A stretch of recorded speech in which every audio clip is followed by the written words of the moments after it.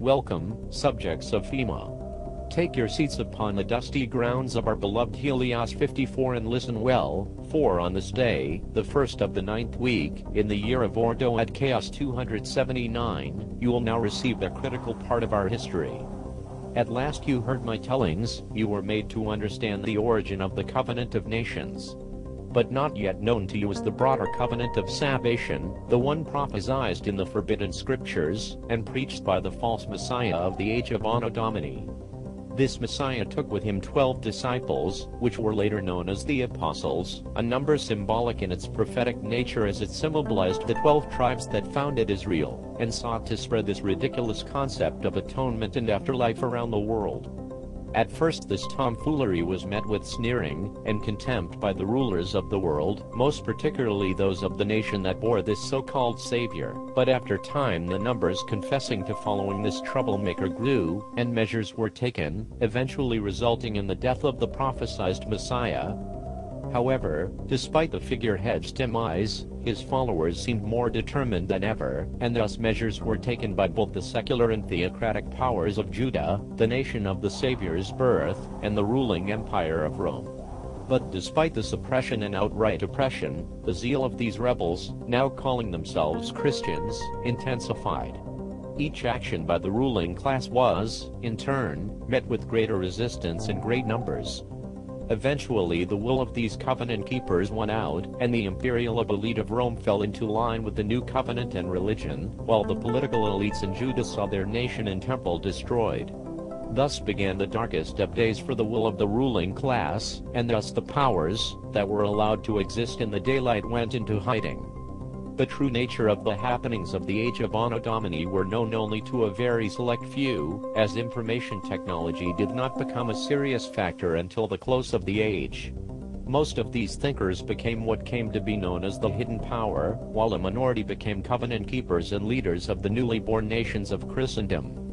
Whenever opportunity sprung, the hidden power lashed out at the new religion, mostly through the means of heathen nations who bore counterfeit polytheistic versions of the old religion. But a newer way was found that would prove to be far more effective, the proxy groups known as heretics.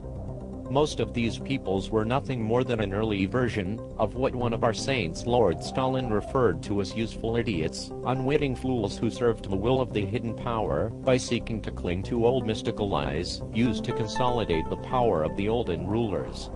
At many points in the early days of Anno Domini, these groups of dissenting heretics would cause tenfold the damage of any pagan ruler, sometimes even coming close to overrunning the entire faith. But like the most stubborn of cancers, these covenant keepers, these bearers of pure evil, had their own saints and heroes who kept the original covenant intact, even at the cost of their meager lives. For they knew, as the hidden power knew, that a single dissent in the covenant of salvation and all would be thrown into denominational chaos. For they knew, that as with all things, there is no compromise between sides, save for in the minds of the servant class. Debates raged, wars were fought, and politics evolved as the hidden power bided its time, and did what it could to expand its influence.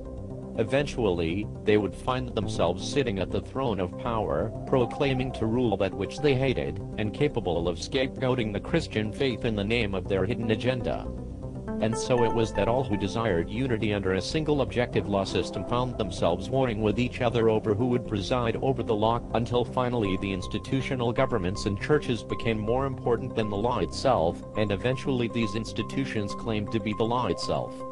In the end, save a minority who continued to resist, all came to the realization that the chaotic nature of humanity required the strong hand of a central power.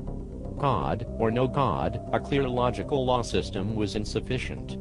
Which led to the final and perfect truth of no God, except in the system itself. Remember, drones of FEMA, remember well, that your now deceased masters, the New Order, the great hidden power, did what it did, for the sake of peace. You are only moral, when you are controlled through force. You cannot be rationally governed, you cannot be reasoned with. Your only salvation is your labor, so celebrate it as you continue to engage in it, and thus keep you in good standing with the true God, that is FEMA.